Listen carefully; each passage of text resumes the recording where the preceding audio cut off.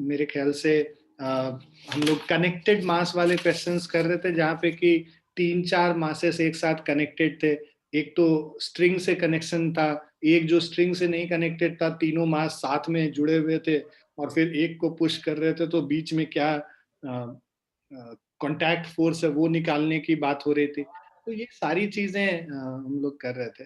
अच्छा, जहाँ तक कि इंटरैक्शन की बात है, इंटरैक्शन तो मैं ही तुम लोगों के पीछे पड़ा हुआ रहता हूँ, तुम लोग तो कुछ बोलते नहीं हो पूरे क्लास में।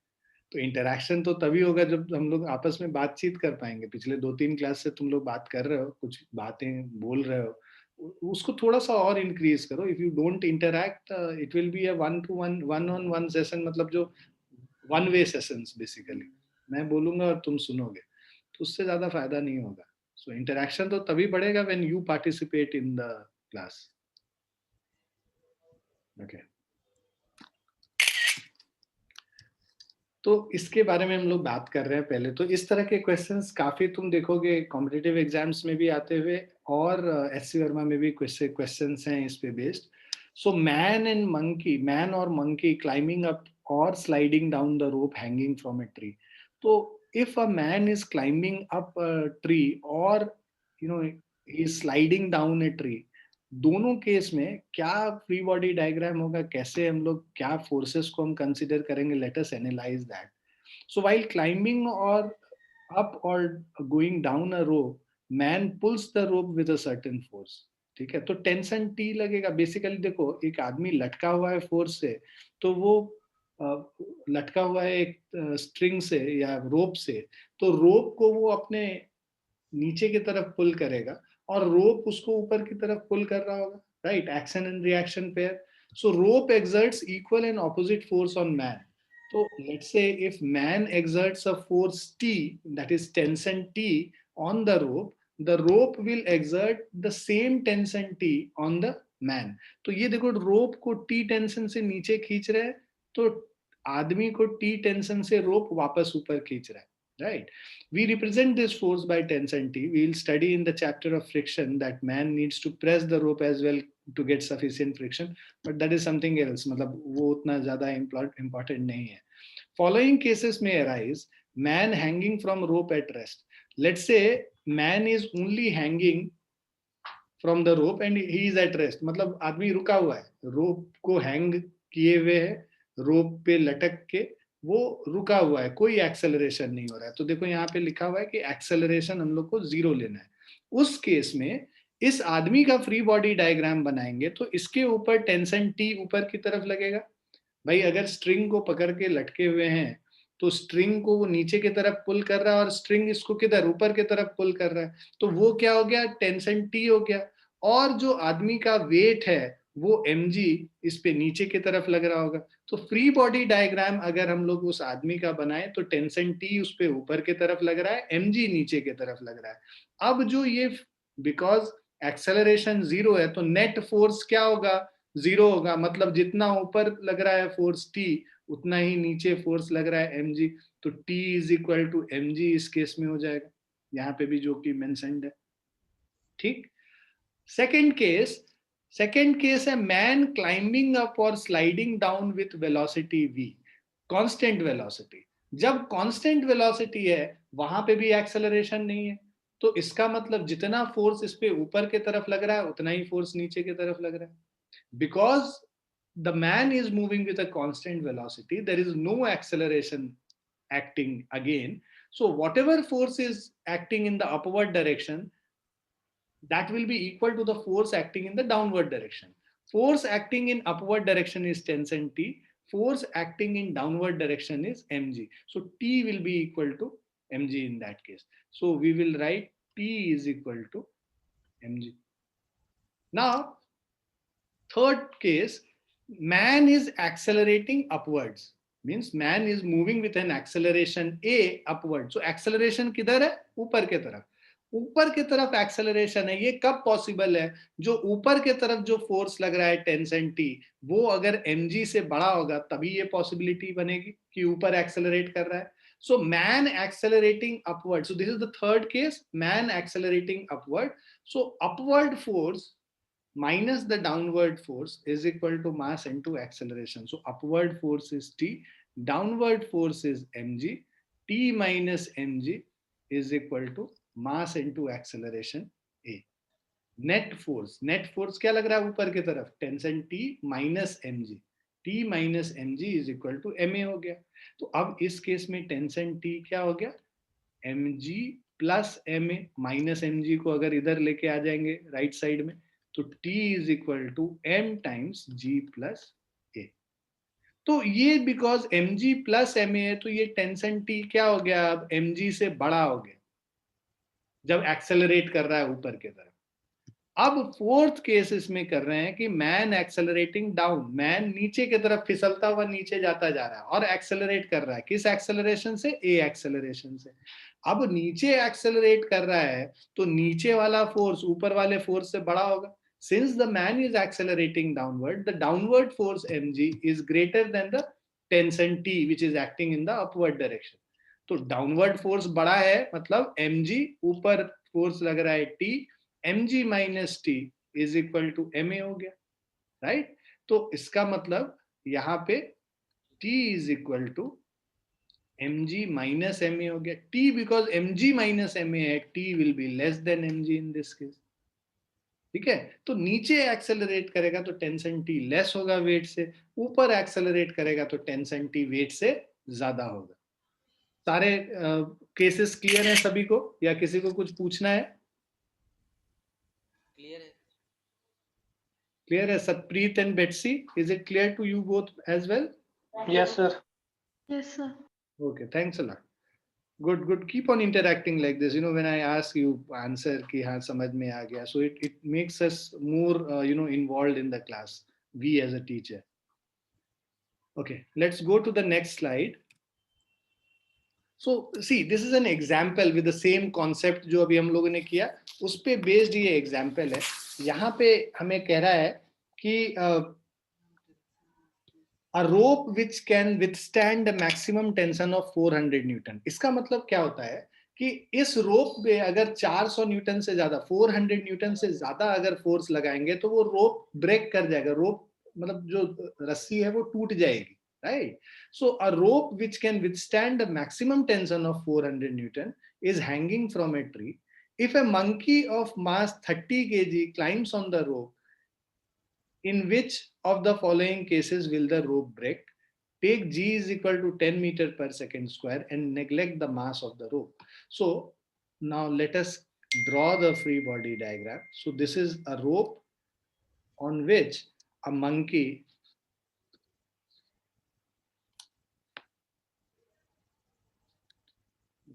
so on which, let's say this is a monkey. My drawing is not very good, so consider it a monkey. So a rope which can withstand a maximum tension of 400 Newton is hanging with a tree. तो अब देखो monkey पे क्या क्या force लग रहा है, tension T लग रहा है, और इसका खुद का वेट जो होगा mg डाउनवर्ड्स होगा. राइट. सो mg मतलब ये 30 kg है, 30 इंटू 10 हो गया 300 न्यूटन नीचे की तरफ फोर्स लग रहा है. ठीक है. अब देखो इसमें क्या कह रहा है, फर्स्ट केस में कह रहा है case 1, a monkey climbs up with uniform speed 5 metre per second. तो केस 1 अगर हम लोग बात करें 5 मीटर पर सेकेंड के स्पीड से ऊपर जा रहा है. तो अब because 5 metre per second constant speed है, कोई एक्सेलरेशन नहीं है, फर्स्ट केस में एक्सेलरेशन 0 है. So since a is equal to 0, tension T will be equal to mg which is equal to 300 Newton. Now since tension T is 300 Newton is less than 400 Newton, so आपसे कह रहा है in which of the following cases will the rope break. यहाँ पे तो because 300 Newton tension है, वो 400 Newton से less है, थर्ड ऑप्शन होगा. so rope will not break. Okay, यहाँ पे रोप ब्रेक नहीं करेगा. सेकेंड केस में अगर हम लोग बात करें, सेकेंड केस में कह रहा है monkey climbs up with a uniform acceleration of 2 metre per second square. यहाँ पे एक्सेलरेशन जो है सेकेंड केस में बात कर रहे हैं 2 metre per second square. First case में एक्सेलरेशन 0 था, दूसरे में 2 मीटर पर सेकेंड स्क्वायर से ऊपर जा रहा है, तो नेट फोर्स अपवर्ड होगा. नेट फोर्स अपवर्ड है, that means T minus mg is equal to mass m into A2. ठीक है. So now if we solve this, tension T ऊपर की तरफ लग रहा है, minus weight 300 newton is equal to mass is 30 kg, 30 into 2, right? So this will give you 360. yes, 300 plus 60, 360 Newton, right. तो 360 Newton. अब ये भी 400 न्यूटन से लेस है, तो यहां पे भी रोप विल नॉट ब्रेक. ठीक. थर्ड केस पे आते हैं. Monkey climbs up with a uniform acceleration of 5 metre per second square. 450 आ रहा है. हाँ, 4 मीटर पर सेकेंड स्क्वायर से करते हैं. ठीक है. T minus mg is equal to m. Metre per second square. हाँ हाँ. So T minus 300 is equal to mass हो गया हमारा 30 और इंटू 5. 150. ये जो है 150 हो गया और प्लस 300 450 हो गया. 3 tension T is equal to 450 newton हो गया. अब ये क्या है, this is greater than 400 newton because tension अब अपने ब्रेकिंग वाले फोर्स से ज्यादा हो गया. So rope will break in this case.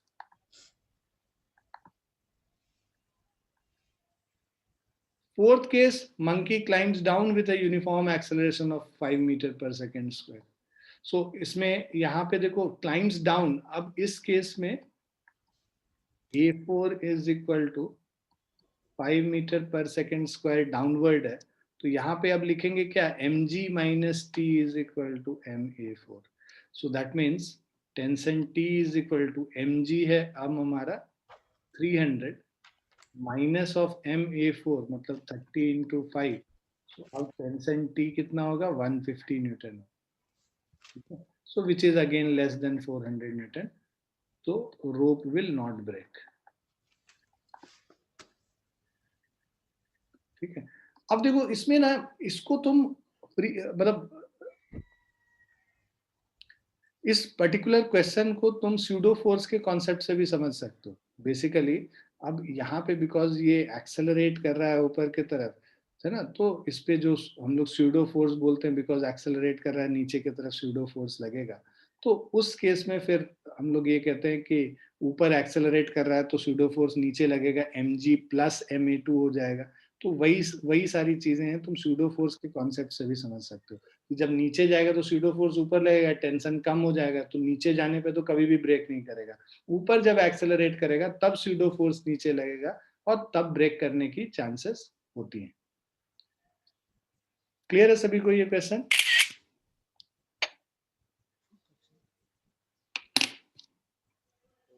Is it clear to everyone? Sir हाँ बेटा. फोर्थ नहीं थर्ड होगा ना. ठीक कर दिया सर. फोर्थ नहीं नहीं, ये फोर्थ तो ये है ना, थर्ड वाला तो ये है जो ऊपर एक्सेलरेट कर रहा था, सेकंड वाला ये है और फर्स्ट वाला ये है. ठीक है. Yes. Now what I'll do, I'll send you 2 questions based on this. अभी साथ के साथ मैं भेज भी देता हूं तुम्हें. एचसी वर्मा के क्वेश्चंस हैं दोनों, और ये इसी पे बेस्ड है जो अभी हम लोग कॉन्सेप्ट किए हैं. ठीक है ना. तो इन क्वेश्चंस को मतलब बेसिकली 3 क्वेश्चन है. So try doing these questions और इसको करके मुझे भेजोगे. ठीक है, based on this only, right. Just a second.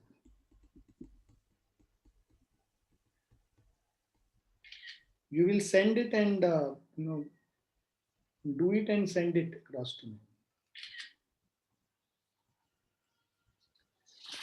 So if सबके पास एचसी वर्मा है क्या या नहीं है? है यहाँ पे नहीं है. यहाँ नहीं मतलब घर पे है.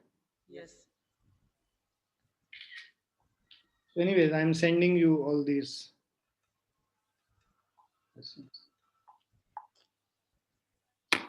Right. So you can write down the question numbers which you have to attempt. You have to do question number 36, question number 36, 37 and 38.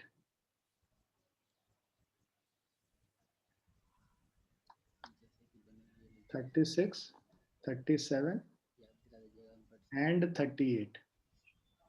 ठीक है, चलो आगे बढ़ते हैं.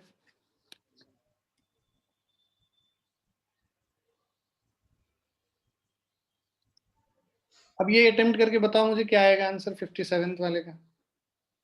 what minimum acceleration can fire fire है slide down arrow breaking strength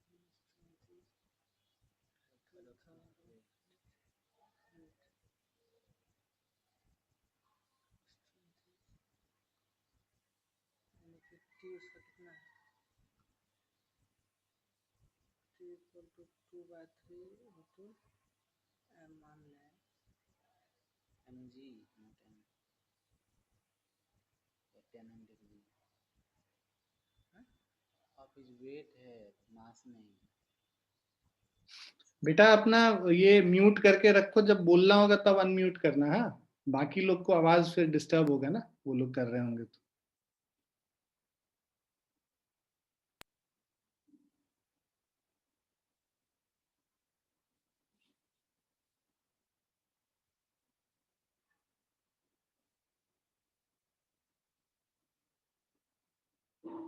Betsy and Satpreet हो रहा है आप लोग का?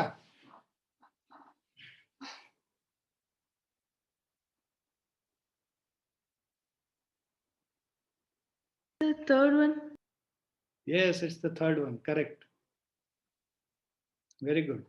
So, with what minimum acceleration can a fireman slide down a rope? So, let's say this is a rope. Same question है. So, this is a person who is sliding down a rope. हम लोग को acceleration A निकालना है. ऊपर tension T लगेगा, नीचे weight mg है. और इसका जो ब्रेकिंग स्ट्रेंथ है ना, मतलब टेंशन T जो है मैक्सिमम 2/3 ऑफ इट्स वेट हो सकता है. मतलब mg minus T is equal to ma जो है, T maximum is equal to 2/3 of his weight, मतलब 2/3 ऑफ वेट. तो इसका मतलब क्या हो गया, mg minus 2/3 of mg is equal to ma. So this is what mg by 3 is equal to ma. So that means acceleration a is equal to g by 3. So 1/3 of g. किस acceleration से जाना होगा इसको, minimum 1/3 of जी. इससे तेज ज्यादा acceleration से जाना होगा, मिनिमम एक्सेलरेशन इतना चाहिए. अगर इससे कम एक्सेलरेशन से जाएगा तो टेंशन टी तो 2/3 ऑफ mg ही हो सकता है, और उसका खुद का वेट mg है, तो स्टेशनरी भी रहेगा ना तो भी टूट जाएगा. तो उसको बहुत तेजी से नीचे जाना पड़ेगा जिससे कि ऊपर टेंशन कम हो, और उस केस में जो है रोप ब्रेक नहीं करे. क्लियर है बच्चों?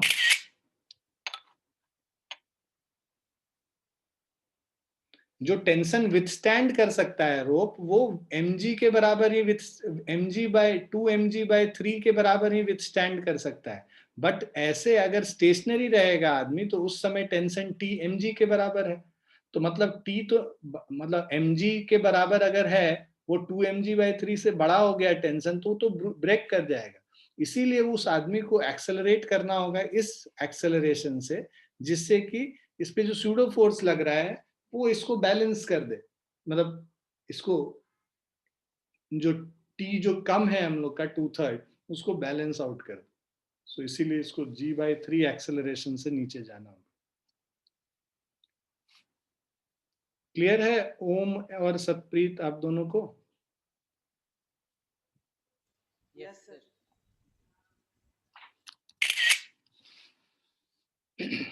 नेक्स्ट क्वेश्चन पे चलते हैं. ये तो सिंपल है, ये तुम लोग कर सकते हो. ठीक है, इसको तुम लोग के लिए छोड़ दे रहे हैं. अब हम लोग आते हैं स्प्रिंग बेस्ड प्रॉब्लम्स पे. तो देखो, कोई भी स्प्रिंग लगा हुआ होता है तब कितना फोर्स होगा ये हम लोग को निकालना है. हम लोगों ने ये देखा था कि भाई स्प्रिंग में अगर एक्सटेंशन होता है या कंप्रेशन होता है तो एक स्प्रिंग फोर्स अप्लाई होता है.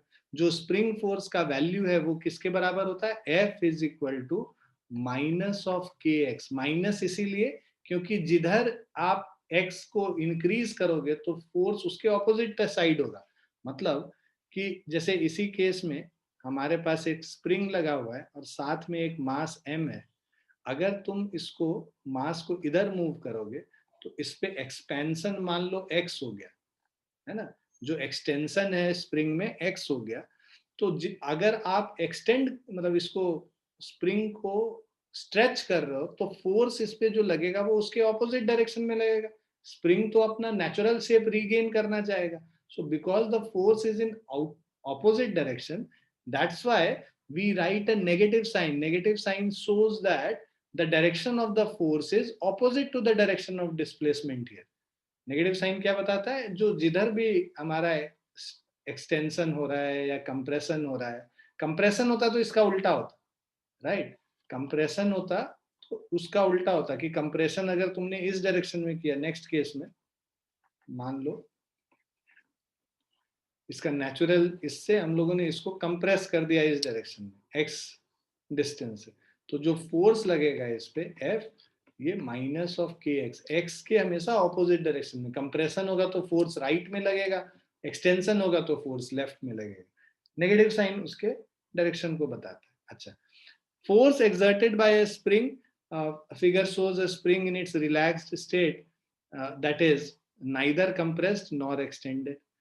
A block is attached to the other free end. Position of block in this case is at O, is called the equilibrium position as shown in the figure below. We stretch the spring by pulling the block to the right. तो अगर हम लोग right की तरफ पुल करते हैं तो देखो यहाँ पे जो इस पे जो फोर्स लग रहा है वो बैकवर्ड लग रहा है, मतलब लेफ्ट की तरफ लग रहा है। So in reaction the spring pulls on the block towards left. आप जब स्प्रिंग को राइट की तरफ पुल करोगे तो स्प्रिंग आप ब्लॉक को लेफ्ट की तरफ पुल करेगा in the direction that will restore the equilibrium position. Now generally spring's force is sometimes said to be restoring force. As shown in the figure below, we compress the spring by pushing the block to the left. तो basically आप दूसरे case में आप क्या कर रहे हो, इसको कंप्रेस कर दे रहे हो। कंप्रेस कितने से कर दे रहे हो, एक्स से कंप्रेस कर दे रहे हो लेफ्ट की तरफ। तो इस पे जो रीस्टोरिंग फोर्स है वो किधर लगेगा, राइट की तरफ लगेगा। और ये जो रीस्टोरिंग फोर्स है is in opposite direction to the displacement, right. So let x is displacement of free end of the spring and F is the restoring force. Then in that case, because F is proportional to minus x, we say that F is equal to minus of kx, which is called Hooke's law, right?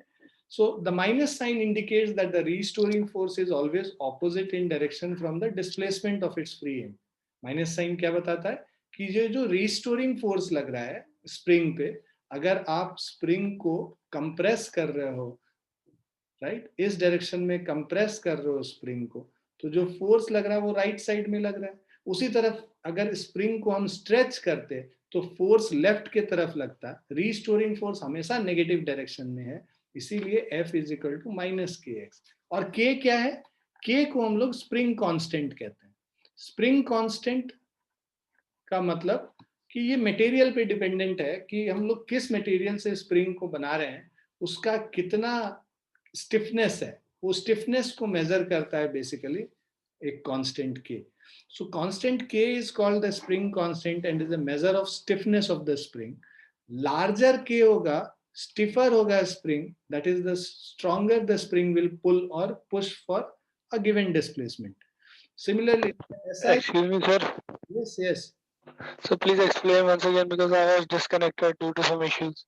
yeah so what we discussed abhi, ki there are two cases we discussed. First, when the spring is elongated, let's say we are stretching a spring in this direction, है ना, x direction से हमने stretch किया, तो जो force spring इस block पे लगाएगा वो इस डायरेक्शन में लगाएगा, है ना। आप स्प्रिंग को राइट के तरफ पुल कर रहे हो तो स्प्रिंग इसको ब्लॉक को वापस लेफ्ट के तरफ पुल करेगा, और इसको हम लोग रीस्टोरिंग फोर्स कहते हैं F। इसका जो वैल्यू होता है माइनस ऑफ के एक्स होता है। नेगेटिव साइन ये बता रहा है कि जिधर भी आप स्ट्रेच कर रहे हो, एक्स डायरेक्शन इधर स्ट्रेच कर रहे हो, फोर्स ऑपोजिट डायरेक्शन में लग रहा है। यहाँ पे जैसे हम बता रहे थे कि अगर आप स्प्रिंग को कंप्रेस करते हो एक्स डायरेक्शन से लेफ्ट की तरफ, तो इस पे जो फोर्स लगेगा वो रिस्टोरिंग फोर्स राइट साइड लगेगा, इसीलिए हमेशा माइनस साइन देते हैं। जिधर भी एक्स है उसके ऑपोजिट डायरेक्शन में एफ है। और ये जो के है इसको स्प्रिंग कांस्टेंट कहते हैं, और स्प्रिंग कांस्टेंट जो है स्टिफनेस को मेजर करता है स्प्रिंग के। यही इतना ही बताया था अभी तक हम लोग। स्टिफनेस का मतलब क्या है सर? स्टिफनेस का मतलब कि कितना ज्यादा उसको क्या बोलेंगे हिंदी में, कितना ज्यादा इलोंगेट हो सकता है, वही क्या? हाँ कितना, कितना ज्यादा इलोंगेट कर सकते हैं उसको मतलब? हाँ मतलब स्टिफ का मतलब कोई चीज बहुत कड़ा होता है ना, उसको नहीं तुम इलोंगेट कर सकते, इसका बहुत टफनेस कह लो, इतना टफ है जितना मतलब हाँ स्टिफनेस, टफनेस ज्यादा जैसा कि तुम बता, कड़क है स्प्रिंग, हाँ जितनी ज्यादा बिल्कुल बिल्कुल, कि जितना जितना कड़ा है वो कड़े कड़े चीज को नहीं कर सकते हो, और सॉफ्ट रहेगा तो उसको खींच सकते हो। तो सॉफ्ट का उल्टा हो गया बेसिकली कि स्टिफ है ना, चेंज नहीं हो सकता है आसानी से, उसको स्टिफ बोलेंगे। ठीक है सर। ठीक है। अच्छा, अब एसआई यूनिट ऑफ के क्या हो गया हमारा, जब हम कह रहे हैं कि, कठोर कह सकते हैं, कठोरता उसकी, जी बेटा, कठोरता कह सकते हैं स्टिफनेस को। हाँ कठोरता, बहुत सही, इतना हिंदी तो बहुत सही सतप्रीत। अच्छा, ये के पे आते हैं अब हम लोग। के क्या है, एफ अपॉन एक्स लिख सकते हैं हम लोग नेगेटिव साइन के साथ। अब एफ देखो, स्प्रिंग कांस्टेंट का हम लोग अब एसआई यूनिट देख रहे हैं। फोर्स हो गया न्यूटन और एक्स हो गया metre, newton per metre. So the SI unit for spring constant is newton per metre. Okay, the spring force is a variable force because it depends on the position of the free end, right? Spring force kya hai? It is a variable force. Why? Because it depends on x. So it will vary, right? As x varies, spring force will also vary. It is not a constant force. Fourth point is SI unit of spring constant is Newton per meter. This we have already seen. The dimension of spring constant, अगर k का dimension हम लोग को निकालना होगा Newton per metre, force का dimension होता है m1 l1 t minus two divided by x, मतलब l1 l1 l1 कट गया तो ये हो गया m1 l0 t minus two. अगर l को नहीं रिप्रेजेंट करना है तो m1 t माइनस टू बस लिख सकते। सो this is the dimension of spring constant, right? An ideal spring is assumed to be massless. So we consider that the spring is massless. It does not have its own mass. In massless spring, tension is same everywhere as explained in below. So that means जो ये spring होगा हर point पे इसके tension अगर तुम निकालोगे तो minus k x ही निकल के आएगा. So that is only possible in that case in which the spring is massless. So whatever question which we'll solve, we will assume the spring. Okay? Excuse me, sir. Yes. So like we see here, मतलब the ideal spring is massless. It will behave like string that we learned earlier. That string. Yeah. So that's what, string में जैसे when it was massless, we saw that the tension remains the same throughout the string. Similarly, if the spring is massless, the tension is same, the force is same throughout the spring, whether it is here or any place, A, B, C, D, कहीं पे भी आप अगर निकालेंगे force तो वो same आएगा. ठीक है?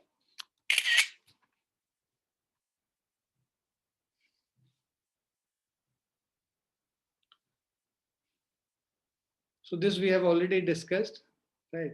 So in the first case we are seeing we are applying a force towards right, and let's say we have to find the tension at this point.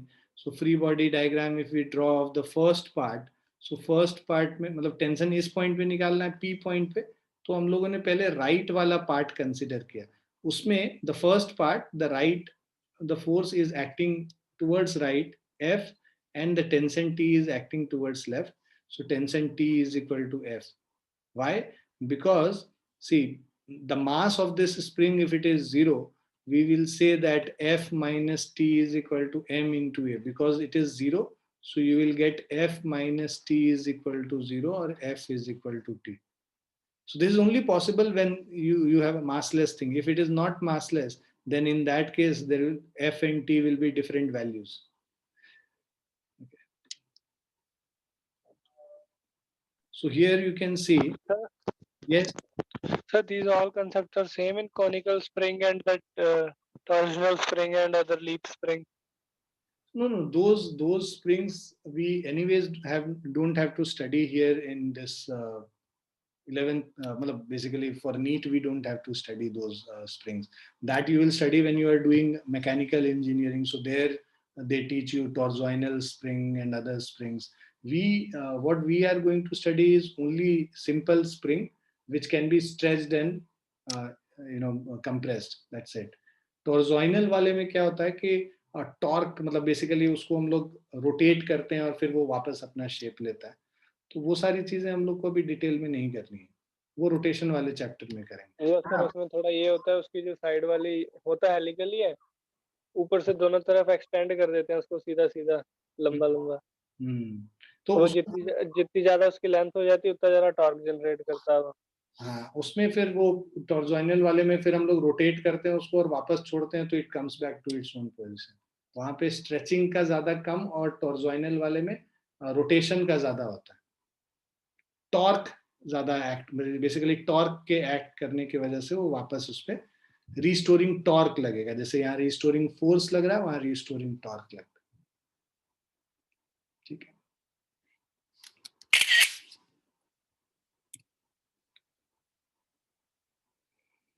So this is so very simple. So consider a spring attached at one of its end to a fixed support and at other end to a box which rests on a smooth floor as shown in the figure. Denote mass of the box by M. So this is M. Force constant of the spring by K and the acceleration due to gravity by G. So the box is pushed horizontally, displacing it by distance x towards the fixed support and held at rest. So basically the force has been moved, this block has been moved by a distance x towards the fixed end. मतलब इस direction में, left direction में हमने force लगा के इसको compress कर दिया. Now draw a free body diagram of the box. So if we draw the free body diagram of the box, so there is one force which is acting downward, that is mg. This is the normal reaction N. And because you are compressing the spring towards left, there will be a force acting towards right, which is the reaction force and equal to the spring force Kx. So the spring force Kx will be acting towards right. Now, so Kx is acting towards right in this case. Okay.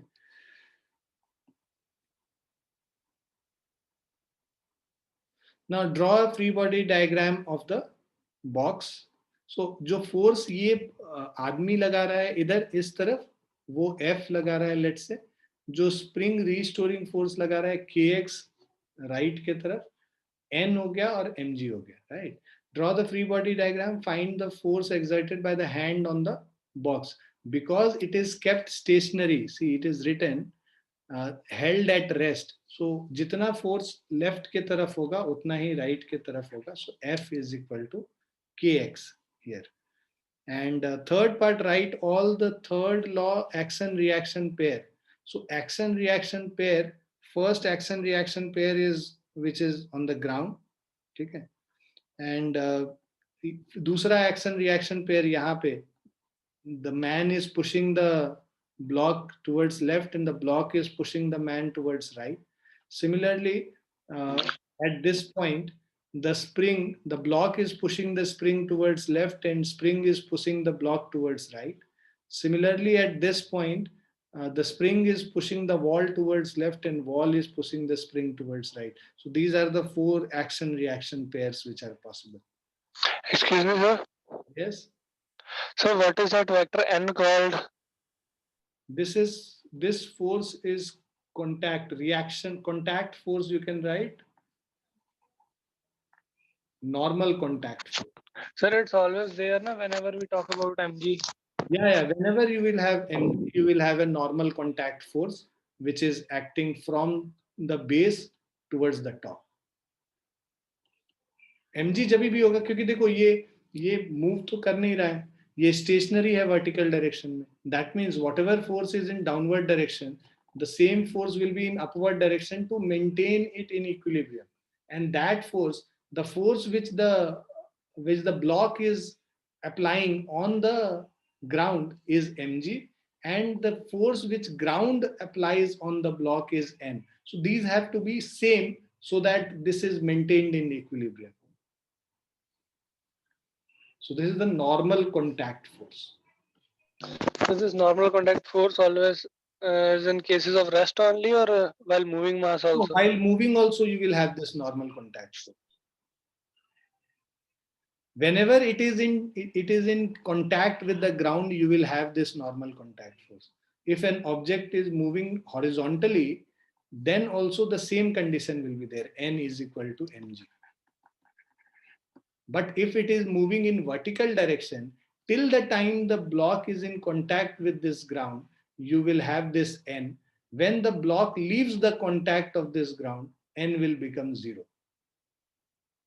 मान लो इसको हम लोग string से ऊपर की तरफ पुल कर रहे हैं, और थोड़े टाइम बाद जब हमारा t जो है mg से बड़ा हो जाएगा, in that case the block will be lifted up, and in that case it will leave the contact with the ground, है ना. ब्लॉक लिफ्ट हो जाएगा ऊपर और नीचे से कॉन्टैक्ट 0 हो जाएगा. तो उस केस में बेसिकली हमारा n का जो वैल्यू हो जाएगा उस 0 हो जाएगा उस केस में.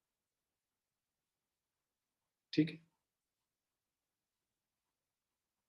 बट जब तक हॉरिजॉन्टल डायरेक्शन में मोशन होता रहेगा, ये जो नॉर्मल रिएक्शन है, नॉर्मल कॉन्टैक्ट फोर्स जो है, that will always be there.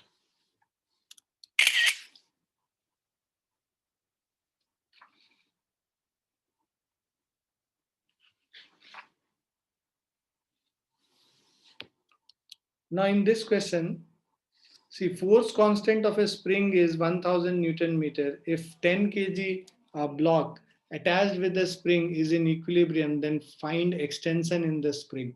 So if you see this, you have a 10 kg block. So weight downwards is equal to 10g. And the upward force, because this is hanging down, there will be an extension in this spring. So let's say it is stretched by a distance x. तो जो force होगा नीचे की तरफ 10g हो गया, ऊपर की तरफ जो फोर्स हो गया वो kx हो गया. So force constant of spring is 1000 Newton per meter. So k का वैल्यू दे रखा है 1000 Newton per meter. If a 10 kg block attached with the spring is in equilibrium, so the mass is 10 kg, so 10g, 10 into 10, 100 Newton हो गया. So then find the extension in the spring. So extension in the spring, let the extension be x. So 0.1 meter. Yes. Let extension in spring be x. So your kx will be equal to mg. So while solving numericals, we don't consider minus kx, na? No, that you have already, while drawing this free body diagram, you have already taken it in negative direction only. Na? X is in downward direction, force is in upward direction. So while solving numerical, you will just equate it. Kx is in upward direction, mg is in downward direction, you will equate it. X is mg upon k. So this will be 100 divided by 1000. So this is 0.1 meter.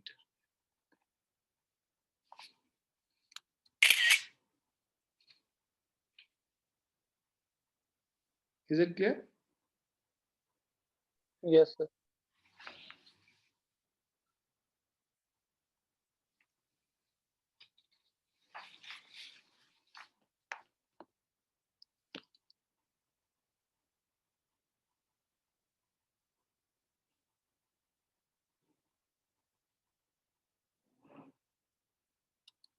Now in this next question, a block of mass m is placed on a smooth floor is connected to a fixed support with the help of a spring constant K, right? The spring constant K, and there is this fixed support.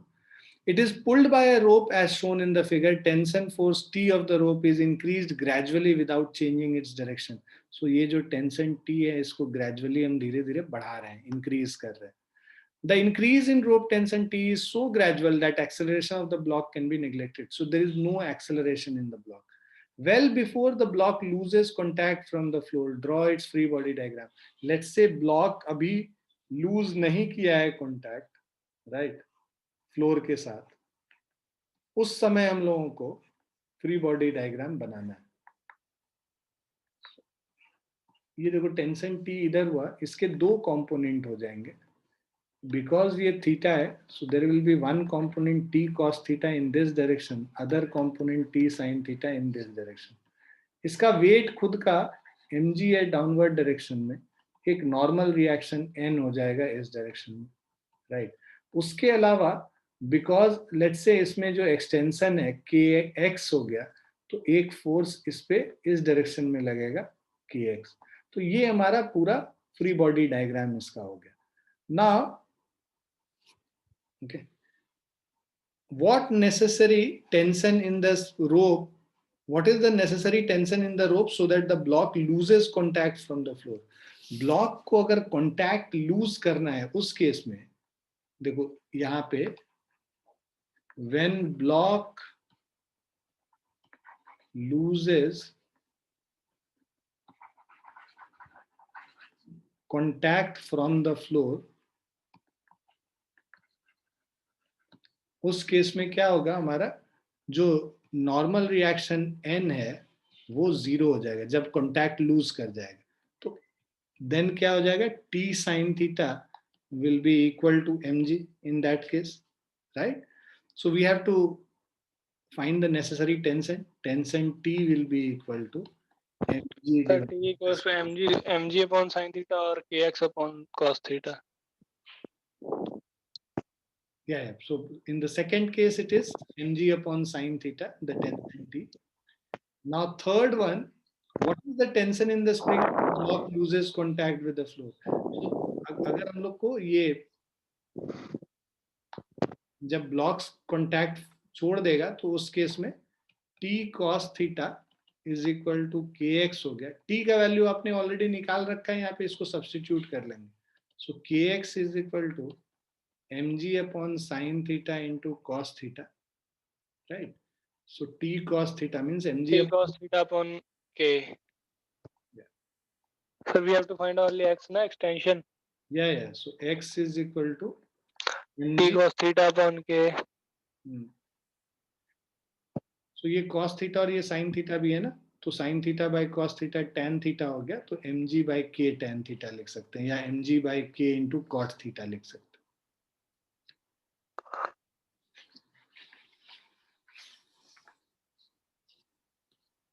ठीक है.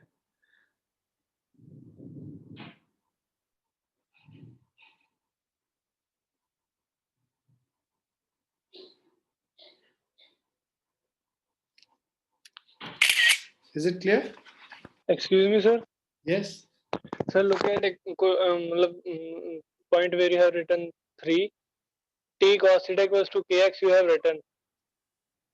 So see. So sir, just transpose k over that t cos theta upon k, will get extension.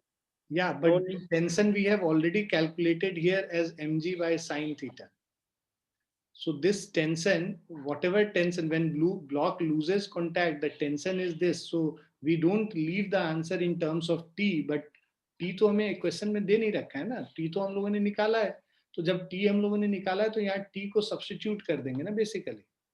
t cos theta is equal to kx जो था, t के जगह अब mg use कर लेंगे, तो mg by sin theta into cos theta is equal to kx. वही किया हम लोगों ने, रिप्लेस कर लिया बेसिकली t का वैल्यू यहाँ पे. ठीक है.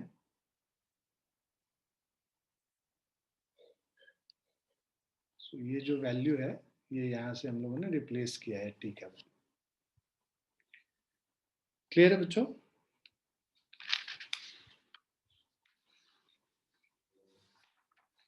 Yes sir.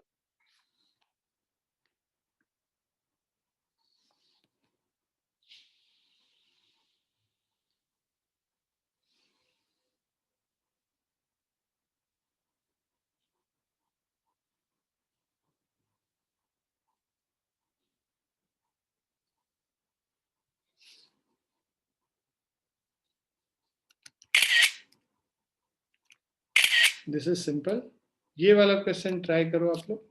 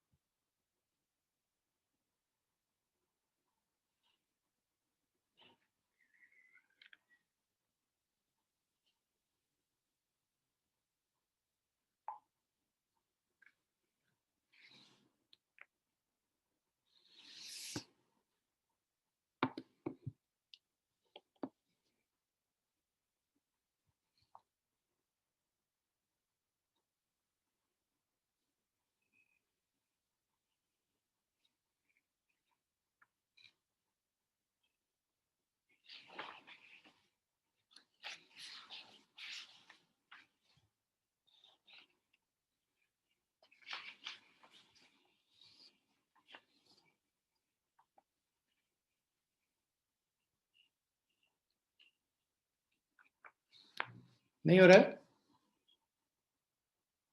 No sir. देखो क्या कह रहा है, 2 masses of 10 kg and 20 kg respectively are connected by a massless spring as shown. A force of 200 Newton act on a 20 kg mass at the instant when the 10 kg mass has an acceleration of 12 meter per second square.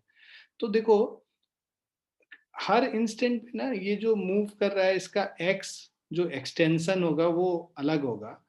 मान लो जिस instant पे ये move कर रहा था 12 metre per second square के हिसाब से, इसमें जो एक्सटेंशन रहा होगा है ना x रहा होगा, बट मतलब लेट से जो फोर्स ये लगा रहा है, इसमें जो फोर्स है बिकॉज आप 200 न्यूटन से इसको पुल पुल कर रहे हो इधर, यहाँ पे इसमें कुछ एक्सटेंशन रहा होगा x, ठीक है। उस एक्सटेंशन x के वजह से इस पे तो फोर्स लगेगा kx और इस डायरेक्शन में, और इस वाले ब्लॉक पे फोर्स जो लगेगा kx इस डायरेक्शन में, क्योंकि आपने स्ट्रेच किया स्ट्रेच के ऑपोजिट डायरेक्शन में, और इधर बिकॉज ये स्टेशनरी था जो फोर्स लग रहा है स्ट्रेच, उसके वजह से फोर्स इधर kx इसको खींचेगा राइट साइड में।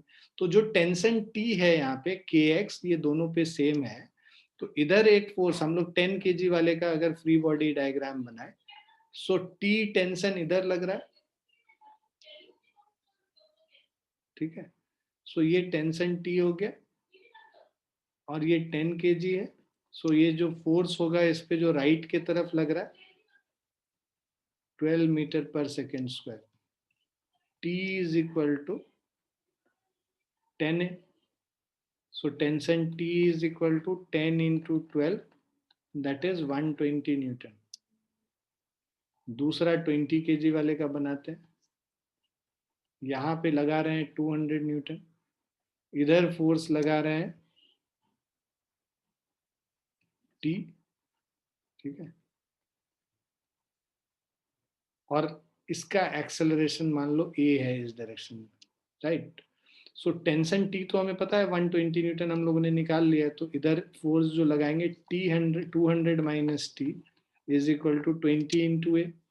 सो this is 200 minus T. 200 minus T का वैल्यू हमें पता है 200 minus 120 is 20a. So 80 by 20 is equal to a, और a is equal to 4 metre per second square. So इसका acceleration 4 metre per second square.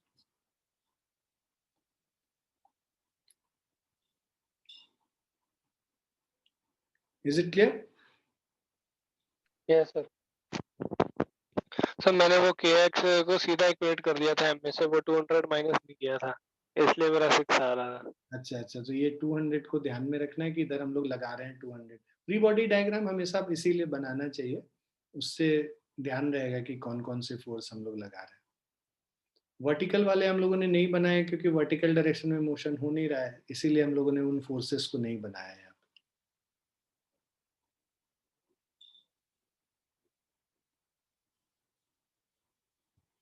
Clear है बच्चों सबको?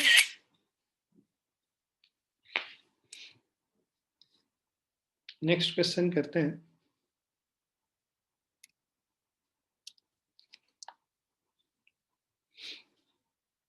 देखो ये क्या कह रहा है, हम लोगों ने अभी पुली वाला क्वेश्चन नहीं किया है, इसीलिए ये मैं बताता हूँ अभी. और पुली वाला क्वेश्चन हम लोग डिटेल में करेंगे जब हम लोग कॉन्स्ट्रेंट रिलेशन पढ़ रहे होंगे. अभी तो ये बेसिक क्वेश्चन है, तो let us take this.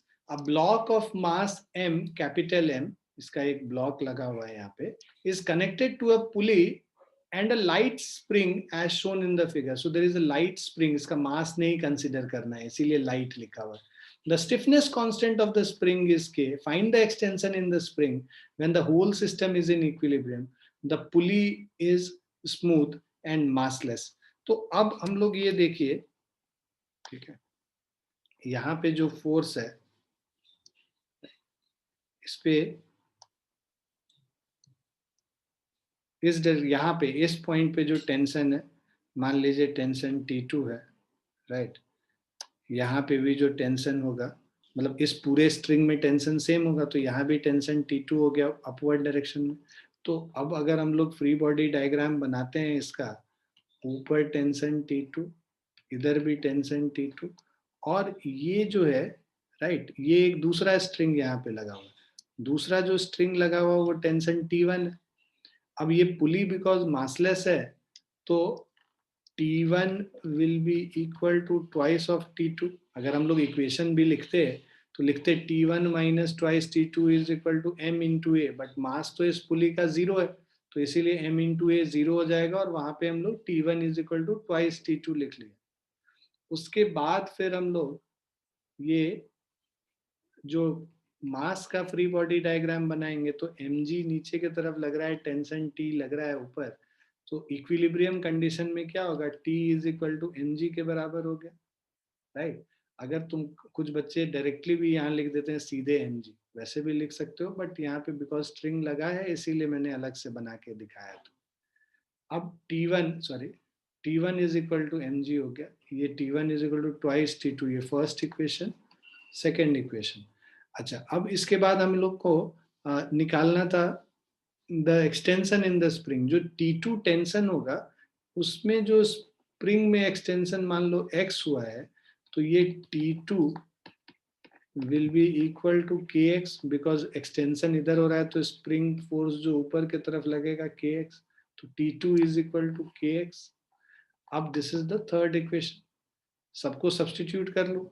T1 का वैल्यू, तो from 1, 2 and 3, T1 is mg is equal to twice of T2, means twice of kx. So you have to find the value of x. So this is mg divided by 2k. So this is the value of x. Is it clear?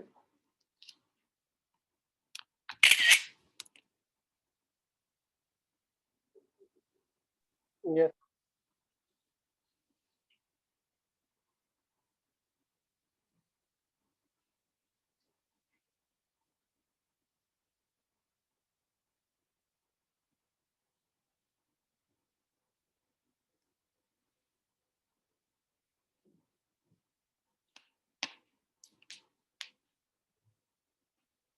Now let's go to the next one.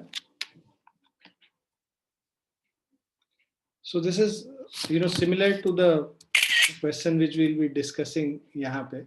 68th wala is more tricky. I'll do the 68th wala. 67th you can attempt later on. So the system of two masses M1 and M2 are connected with weightless spring, right? We have two masses M1 and M2. They are connected by a weightless spring as shown. The system is resting on the support S. The support S is quickly removed. Find the acceleration of each of the weight right after the support is removed. तो जैसे ही हम लोग support को remove कर रहे हैं उस समय हम लोगों को एक्सेलरेशन निकालना है, ठीक है? Each of the wait M1 और M2 दोनों का हम लोग को एक्सेलरेशन निकालना है.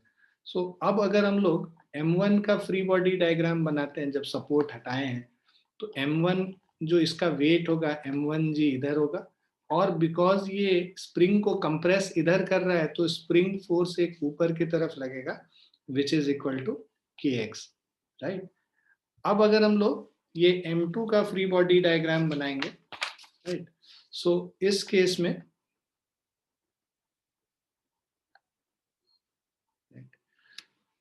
इस केस में जो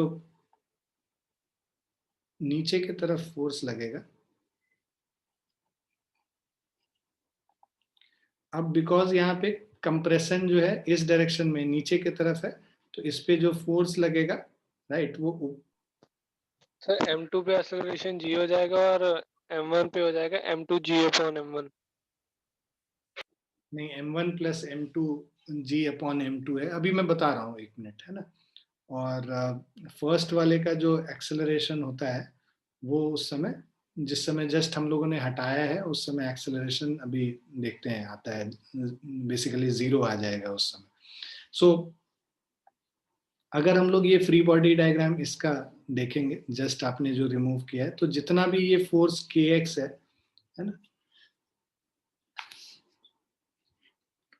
सो जब ये सिस्टम, अगर आप इसको पूरे को ही एक फ्री बॉडी डायग्राम ऐसे देखोगे कि सपोर्ट जब है उस केस में क्या हो रहा है कि इस पे कंप्रेशन नीचे की तरफ है ना. So before the support is removed, इस पे नीचे एक फोर्स लग रहा है M1G और ऊपर एक फोर्स लग रहा है kx, राइट? और इस पे नीचे फोर्स kx लगेगा और इसका जो वेट है ये M2G लग रहा है, और ये इसके सपोर्ट में, जब सपोर्ट में है तब की बात कर रहे हैं, तब ये नॉर्मल रिएक्शन N भी लगेगा यहाँ पे. तो जब सपोर्ट लग रहा था उस केस में यार M1 का अगर हम फ्री बॉडी डायग्राम बनाए तो from initial free body diagram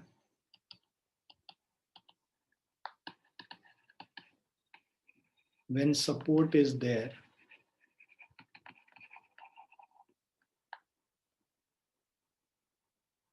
so in that case your kx is equal to M1G, first equation. When support is removed, जब सपोर्ट को हमने हटा दिया तब क्या होगा कि ये एक मास लगा है और ये दूसरा मास लगा है और बीच में स्प्रिंग है. अब बिकॉज जस्ट सपोर्ट जब रिमूव किया तब उस केस में हम बात कर रहे हैं, तो यहाँ पे नीचे M1G लग रहा है और ऊपर फोर्स kx लग रहा है. ये एक्सेलरेट, दोनों का एक्सेलरेशन ब्लॉक्स का अलग होगा, है ना, उस समय, राइट? तो अब यहाँ पे जो वेट लग रहा है M2G है और जो kx है ये नीचे है, और लेट्स से ये एक्सेलरेशन A2 से जा रहा है और इसका एक्सेलरेशन A1. सो अब उस केस में जब ऊपर वाले का हम फ्री बॉडी डायग्राम बनाएंगे तो उस केस में M1G नीचे लग रहा है, ऊपर kx लग रहा है, इज इक्वल टू M1A1 हो गया, राइट? बट यहाँ पे जो kx था वो किसके बराबर था? M1G के बराबर ही था. सो इसको यूज कर लो from 1 and 2, because when you have removed it just after that you are considering, तो जो elongation, ये जो compression था वो सेम ही रहेगा.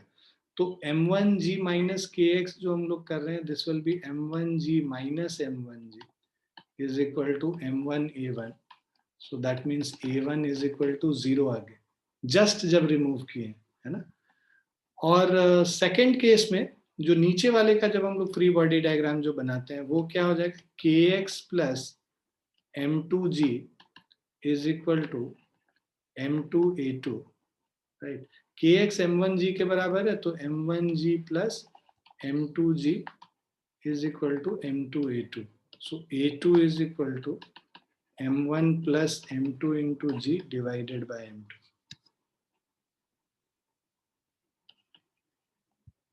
Okay.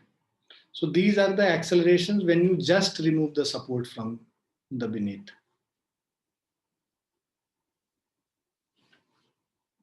Clear है बच्चों?